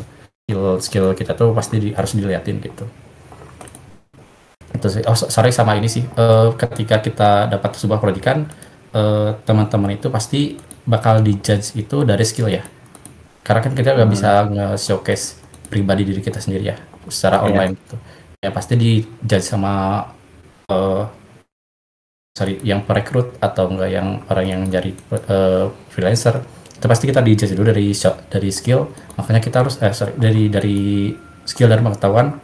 Makanya kita harus bisa showcase skill-skill kita itu yang paling terbaik gitu. Contohnya itu kita showcase itu lewat GitHub atau di mana gitu. Nah, kalau saya itu showcase-nya itu lewat open source. Jadi kita contoh di sebuah forum kita bikin sebuah open source yang bisa dipakai sama teman-teman yang lain. Nah, kalau saya itu kemarin sempat dapat proyekan juga dari luar negeri terkait 3D konfigurator. Itu gara-gara saya tuh nyimpan satu code base untuk bikin 3D konfigurator di 3JS forum. Nah dari situ tuh malah jadi banyak orang tuh nanya-nanya, terus akhirnya malah nge-reach out ke LinkedIn, malah ke WA gitu. Nah, itu salah satu hal yang paling penting sih. Be known itu, dikenal sama orang itu sangat baik sih. Intinya networking itu hal yang paling baik sih. Oke, mungkin Mas Akbar mau nambahin juga kah? Atau udah cukup? Udah cukup sih. Oke. Mungkin takeaway-nya tadi balik be known, sebarkan karyamu lah intinya, terus cari yang terdekat dulu, terus cari orang kepercayaan, sama bangun di apa maksudnya? Kredibilitas diri sendiri. Ya, bangun itu harus dibangun, itu penting banget buat kalian, terutama dalam hal freelancing gitu. Mungkin saya juga ingin mengingatkan buat teman-teman yang ingin bertanya, silahkan tulis pertanyaan kalian di Q&A podcast. Channelnya ada di atas webcast ini ya. Mungkin itu aja sih pertanyaan dari aku. Aku balikin lagi ke Kak Pam.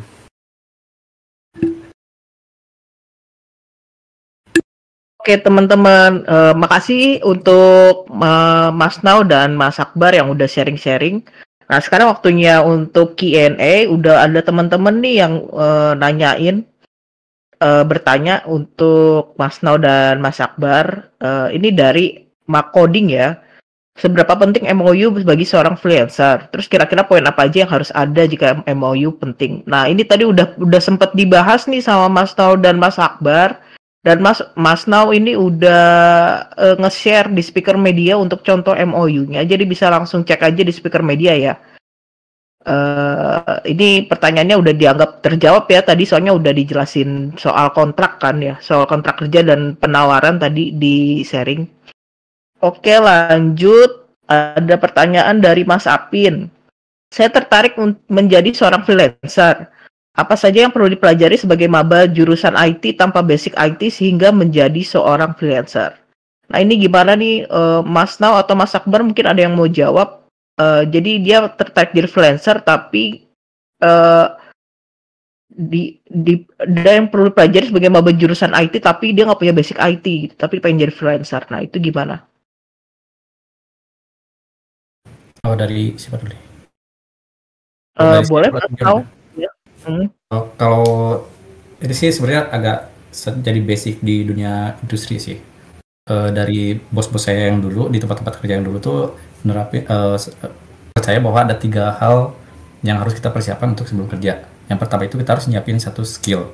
Skill itu yang tadi yang masalah kita bisa apa, kita bisa front end, bisa apa gitu, atau bisa bahasa apa. Yang kedua itu kita harus punya namanya pengetahuan itu buat nge-backup kalau kita punya satu skill, terus ada sebuah pengetahuan yang bisa merubah si skill tersebut menjadi sebuah bisnis atau sebuah aplikasi, itu harus diperlukan. Terus yang ketiga itu kita harus menyiapkan namanya tuh attitude. Nah yang ketiga ini, dari tiga-tiganya itu, skill, pengetahuan, dan attitude itu kalau kita gabungin itu menjadi satu namanya tuh kompeten. Jadi yang pertama kita harus siapin itu adalah kompetensi, apakah kita bisa melakukan kerjaan atau enggak, itu sih kalau sebelum jadi seorang freelancer. Dan seorang freelancer itu pun nggak melulu untuk dunia IT ya, jadi untuk dunia yang lain juga bisa sih sebenarnya mah. Jadi seorang akuntan, jadi seorang desainer itu bisa sih, jadi nggak terpaku di dunia programming gitu. Oke, makasih Mas Nau. Nah dari Mas Akbar sendiri gimana nih Mas? Kalau dari pengalamanku sih, pertama ya, waktu itu juga aku juga seorang maba waktu itu sebelum nggak maba juga sih, semester 3 ya. Baru belajar juga waktu itu, masih belajar bahasa C waktu itu, C sama C+. Cuma dari situ aku coba bikin timeline dulu. Fundamental untuk belajarnya itu seberapa lama. Aku biasanya nge-timeline belajar suatu teknologi itu di range 1 sampai 3 bulan. 1 itu untuk pengenalan, 3 bulan itu untuk masuk ke range medium. Nah setelah aku rasa oke, itu maksudnya nggak harus hafal sintak ya, yang penting udah paham struktur flow dan sebagainya. Baru nih ngobrol nih sama teman-teman asdos atau teman-teman dosen gitu kan, sama-sama dosen, ngobrolin, coba ajakin mereka ngobrol tentang solusi-solusi dalam dunia programming, bertanya sama mereka, dan kemudian mulai nih coba tanya sama dosen gitu, Pak, ada project nggak internal gitu untuk yang bisa kita kerjaan sebagai pemula gitu. Nggak usah dulu buka ruang lingkup yang gede gitu ya, coba, karena kita ini kalau masih pertama ya, belum tahu apa-apa, kita kan masih bukan siapa-siapa ya, masih nobody gitu. Kita bukan siapa-siapa, kita juga nggak punya kemampuan apa-apa gitu. Nah itu lebih baiknya kita coba jalin komunikasi utama di ruang lingkup kita, contoh di kampus gitu, apalagi seorang maba ya.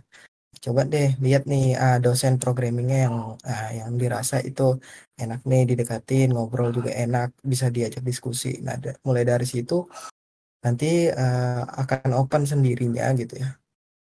Alur perjalanan itu akan open mulai dari bikin internal project ataupun bikin project di kampus, kemudian coba jalan berdua sama dosennya gitu ya projectnya itu sih. Sebelum coba ke online platform ya, ataupun sebelum coba promosi ke mana-mana gitu. Itu sih. Ya. Nah, selanjutnya pertanyaan selanjutnya, tips untuk terhubung dengan calon klien. Ini dari Dana P, maaf. Dari Dana P, tips untuk tetap terhubung dengan calon klien tanpa membuat klien terganggu.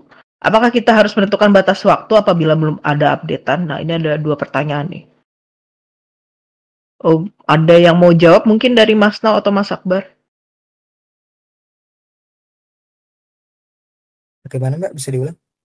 Tips untuk tetap terhubung dengan calon klien tanpa membuat klien terganggu. Itu yang pertama. Terus yang kedua, apakah kita harus menentukan batas waktu apabila belum ada updatean? Kalau masih calon klien ya, kalau masih calon klien sih biasanya, kalau dari aku sendiri sih biar nggak terlalu ngeganggu ya. Komunikasi itu biasanya nggak terlalu itu ya. Paling seminggu sekali gitu, cuma say-hi aja sih. Nggak harus nanyain mulu gitu gimana jadi nggak mau ngambil jasanya gitu ya. Biasanya itu say-hi dulu, coba kenal lebih baik dulu sama kliennya gitu. Kalau bisa jadi stalking dikit ya. Stalkingnya tapi di ranah positif ya, coba lihat media sosial yang lain, kehidupannya dia gimana gitu. Coba cari dia hobinya apa, semisal nggak apa-apa nanti tuh jadi topik bahasan sama calon kliennya gitu. Semakin kita kenal sama dia tuh merasa percaya sama kita dan kemungkinan dia bakal milih kita sebagai freelancernya itu lebih tinggi sih. Jadi sebelum pertama kita ngeganggu, jadi kah Mas, jadi kah gini kah, hubungin terus. Lebih baik coba komunikasi biasa dulu aja, ngobrol biasa gitu, cari topik yang dirasa memang selaras dengan orang tersebut gitu, atau dengan klien tersebut. Kalaupun corporate ya, kalau memang corporate berarti semisal company gede itu kita butuh tim ya. Itu kita butuh tim dan juga kalau bisa kalau kita rasa skill kita di komunikasi itu kurang lancar, harus ada teman yang memang dari sisi bisnis dia itu sudah bagus komunikasinya dan itu menjadi perwakilan yang bisa diantarkan ke klien tersebut ataupun kalau bahkan memang itu kliennya sangat gede gitu ya. Kalau gede kemarin sih biasanya dari saya sendiri tuh pasti ngirim parcel gitu. Entah dia lagi ada acara apa gitu, pasti saya bakal kirim parcel untuk dia sih. Itu sih. Oke, jadi ngomonginnya nggak hanya kerjaan ya untuk membangun relasi dengan klien supaya enak. Ya, terus pertanyaan selanjutnya dari Evalia Nuriana. Untuk meminimalisir salah paham, kira-kira apa saja yang harus diminta dari klien ketika mulai project? Mungkin referensi, tapi referensinya seperti apa atau harus dikasih ekspektasi ke klien di awal atau hal lain yang membantu? Terima kasih. Ada yang mau jawab mungkin dari Mas Nau atau Mas Akbar? Untuk meminimalisir salah paham, kira-kira apa saja yang harus diminta dari klien ketika mulai project? Ini referensi kayaknya maksudnya referensi projectnya ya, mau yang kayak gimana kayak gitu. Nah ini apa aja sih yang perlu diminta gitu dari klien? Apakah requirement atau apa nih? Apa aja?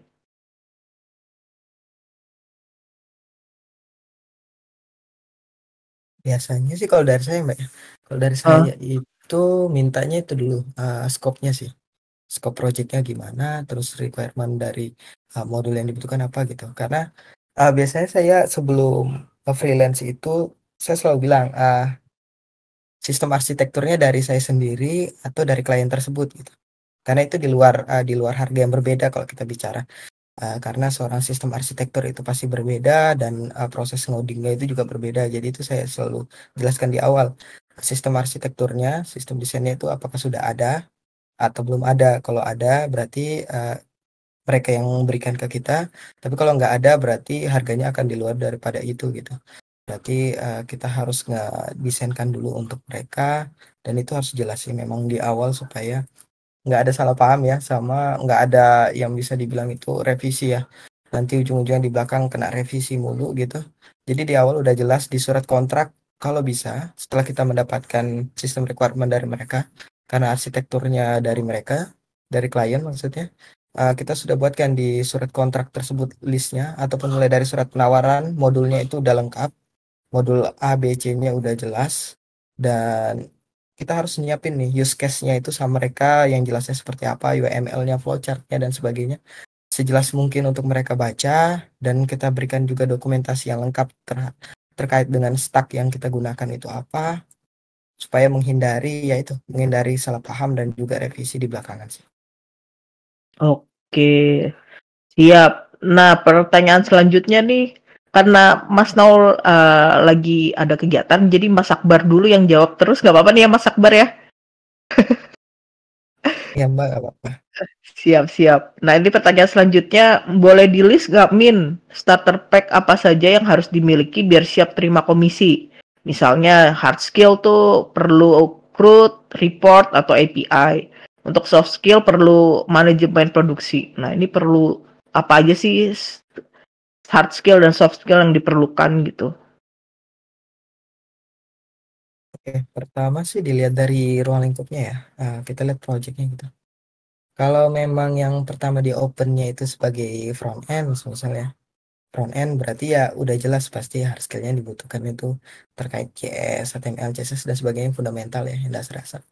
Itu khususnya web. Baru kita juga lihat, oh scope-nya ini untuk game, oh berarti kita harus tahu library yang mana bakal kita gunakan, Unity dan sebagainya, framework yang akan kita gunakan udah kita set up kan memang gitu ya, tergantung dari di mana kita mau ambil. Makanya sebelum nge-freelance kita tentukan memang di awal gitu. Oh ya, aku ini seorang back end, aku ini seorang front end gitu ya. Jadinya rananya udah jelas. Kalaupun mau jadi full stack berarti udah siap kalau full stack itu Superman ya. Berarti udah siap gitu, udah siap belajar, effortnya lebih gede daripada seorang front end ataupun back end ya. Tapi malahan di full time itu yang full stack itu malah kecil lah nih ya, dibanding yang expert senior bahkan hanya di bidang back end ataupun di bidang front end. Jadi ya saran sih buat teman-teman ya, itu sudah memang dari awal udah ditentukan karirnya mau jadi apa gitu. Jadi kalau mulai dari hard skill, kalau front end pasti fundamental udah tahu seperti JS dan lain-lain. Kemudian di back end sendiri udah tahu mulai dari security, kemudian dari API dan sebagainya, implementasinya itu sudah disiapin. Untuk soft skill sendiri udah pasti, kalau memang incarnya itu kliennya yang sangat gede gitu ya, company-company yang gede, corporate yang gede, yang ranah hukumnya udah tinggi, itu udah berarti harus siapin komunikasi yang baik, skill bisnisnya selain daripada skill coding, ditingkatkan juga manajemen bisnisnya, mulai dari pengaturan harga, kemudian belajar tentang invoice, perhitungan daripada salary dan sebagainya, parsing, semuanya harus ditentukan di awal sih. Itu sih. Oke, siap. Selanjutnya dari Bukan Wibu. Ini pertanyaannya panjang nih ya. Kita rangkum aja kali ya pertanyaan dari Bukan Wibu. Nah, pertanyaannya dari apa yang dilihat dari Bukan Wibu ini, kalau pasar freelance tuh kebanyakan FE sama UI UX, sedangkan dia sendiri pengennya maunya back end gitu. Nah, apakah banyak pasar untuk back end? Terus kebanyakan minta full time sementara dia masih mahasiswa. Nah, itu gimana? Kondisi pasar untuk back end tuh sebenarnya untuk freelance ada nggak sih, Mas? Banyak nggak? Banyak atau sedikit gitu? Kalau dibilang banyak ya banyak ya sih. Kita lihat skopnya dulu ya. Kalau mau lihat di Indonesia sih banyak sih, ada sih. Kalau nggak mau itu ya, nggak mau semisal dibilang ini back end doang, berarti kita udah tahu nih, oh kita harus cari tim nih. Berarti harus cari project yang disuruh buat satu sistem gitu ya. Nah, berarti di situ kita bisa ngambil role. Oh ya, aku ambil back end-nya ya. Berarti tinggal cari tim untuk front end dan bisnis. Kalaupun mau bekerja sendiri independen sebagai back end, aku banyak saranin sih keluar sih. Pasar luar itu open banget sih. Kebetulan aku kan sebelumnya itu di Solution ini, di Attack Solution itu sebagai back end ya. Awalnya sebagai back end. Waktu itu masuk sebagai junior masih sebelum masuk ke full time itu hitungannya masih part time sih. Part time-nya itu berapa bulan ya waktu itu 3 bulanan deh. Itu dilihat kemampuan back end-nya habis itu baru masuk ke full time. Kalau di luar sih di pasar luar ya itu back end itu laku banget sih. Apalagi kalau suka JS ya. JS itu udah oke banget sih. Kalau bisa ditingkatkan ke TS sih. Itu sih kalau memang untuk pasar Indonesia berarti ya siap harus buat tim. Dan ambil memang role-nya sebagai back end dan cari front end yang bisa dipercaya. Oke. Berarti sebenarnya pasarnya ada ya, mungkin belum ketemu aja gitu marketnya gitu ya. Oke, selanjutnya dari Syai nih. Agak lucu nih pertanyaannya. Pernah dapat klien yang gaptek nggak bang? Bagi cerita lucu dong. Nah, ini mungkin bisa sharing nih, Mas Akbar. Ini sih ada sih kasus kebetulan kan di di kota tempat saya tinggal saat ini ya.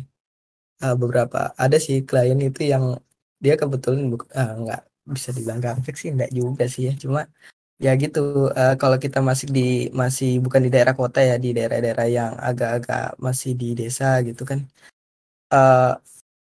Yang paling lucunya itu adalah mereka itu kalau kita lihat skop, aku pernah masuk ke pemerintahan gitu ya, pemerintahan di salah satu di desa ya di sini di Sulawesi khususnya. Itu mereka hampir semua terpakunya sama WordPress ya. Jadi pas kita kenalin beberapa teknologi lain gitu yang lain itu mereka tetap kekeh nih, oh ini lebih bagus gitu, ini lebih baik, walaupun sebenarnya bisa kita bagusin lagi gitu, WordPress-nya kita bagusin, kita celahnya kita update, kemudian kita baikin lagi patch security-nya, banyak plugin yang bisa kita, bahkan saya bisa buat plugin sendiri untuk WordPress itu. Cuma karena saya udah lama dulu di tahun 2000, waktu itu di 2017 saya masih awal-awal itu saya banyak ikut itu project itu saya buat WordPress ya, karena mudah gitu untuk yang kecil-kecil, jadi banyak patch dan juga banyak apa ya, ibaratnya itu banyak kelemahan yang saya temukan sih. Nah di situ yang jadi kendala itu kalau kliennya itu memang udah fanboy ya terhadap teknologi tersebut, apalagi di daerah desa gitu, mereka memang udah suka WordPress. Itu jadi lucu gitu kalau kita pas komunikasi sama mereka nggak mau, pokoknya harus tetap gimana caranya dia mau web ataupun aplikasi skala enterprise perusahaan tapi jalan sebagai semua full teknologinya pakai WordPress gitu. Nah itu yang agak agak itu sih agak jadi menantang juga buat di sini. Nah, penasaran juga nih Mas, kan dapat klien yang kayak gitu tuh, pengennya WordPress banget. Nah, Mas sendiri ngikutin keinginan klien atau punya desain sendiri dan tapi mengedukasi klien. Nah, itu gimana Mas? Ya, yang pertama pasti saya nggak suka WordPress ya, tapi WordPress itu sangat baik ya, bagus, gampang, mudah juga digunain gitu. Cuma bagi saya masih ada beberapa yang kurang menurut saya. Jadi makanya itu saya lebih sukanya mengedukasi si klien ini. Pokoknya pelan-pelan saya berikan dia pemahaman, pelan-pelan saya kenalin. Kalau perlu itu biasanya saya buat demo, pertama demo kecil-kecilan untuk perbandingkan bagaimana. Biasanya saya kasih itu pakai Lighthouse ya, di Chrome itu ya, Lighthouse ya, kalau nggak salah. Lighthouse. Jadi saya kasih lihat gitu perbandingan skala nilai webnya gitu ya, dari kecepatan akses antara framework A, B, C dengan WordPress gitu. Oh ini karena mereka tuh sukanya ngelihatnya data gitu. Oh ini kelebihannya itu di sini. Ini dia lebih gampang kalau untuk ini. Dari sisi development juga dijelaskan ini lebih enak untuk developernya karena apa? Karena lebih banyak yang kuasai, sebesar gitu sih. Oh iya, Lighthouse Mas, yang itu yang buat kinerja front end gitu ya Mas ya? Iya, Yang ukur kinerja web. Ya. Iya, oke, siap. Selanjutnya dari Rival 02. Kalau menghadapi klien yang minta revisi unlimited gimana Bang? Kan udah buat scope nih, tapi kliennya nggak paham dan analisis di awal udah fix fiturnya ini gitu. Tapi tiba-tiba di tengah diganti. Apa perlu dibuat ulang kontraknya dan dibahas ulang MOU, scope cost dan lain-lain? Soalnya capek juga revisi dan nggak ada kejelasannya, jadi kesannya nggak ada DoD-nya. Ini kayak sering banget nih kan ada klien yang tengah jalan revisi. Nah itu gimana mas? Nah, kalau gitu sih biasanya dari awal sih udah kayak tadi ya, udah jelas memang, makanya requirement-nya udah jelas di awal, surat kontraknya kalau bisa kita udah bikinkan use case-nya, kita udah buatkan dia per modulnya itu apa aja, dan juga kita berikan demo nih.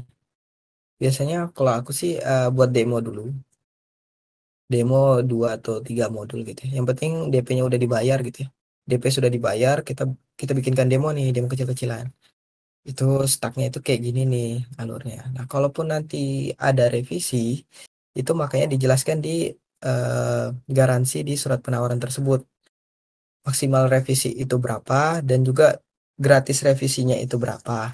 Kalau sudah lewat dari gratis revisi, berarti itu kita berikan dia charge lagi untuk setiap revisinya, tergantung dari berapa sprint. Kalau kebetulan saya menggunakan itu ya, kebanyakan menggunakan Scrum, jadi kita ngitung revisi ini kira-kira bisa bisa sampai 1 sprint nggak, atau enggak dia bisa sampai 2 sprint nggak, berapa hari gitu dikerjakannya. Kalau sudah sampai lebih dari 2 sprint, berarti itu harganya bisa naik berapa persen dari waktu yang dibutuhkan untuk ngerevisi tersebut gitu. Makanya kebanyakan sebelum revisi pasti aku saranin ke sama tim selalu tampung dulu. Kita tampung di mana yang nggak ganggu sama kerjaan utama. Kalau mereka mau revisi berarti siap-siap kalau lebih dari garansi yang kita berikan berarti siap-siap untuk penambahan biaya gitu sih. Jadi hitungnya tambahan workload berarti tambahan biaya ya mas ya. Kalau tambahan biaya kayak gitu hitungannya per Scrum tadi gitu 1 minggu gitu, 1 sprint gitu, atau per hari gitu mas? Dihitung dari besar, kalau di Scrum ya kita pasti ada story point-nya.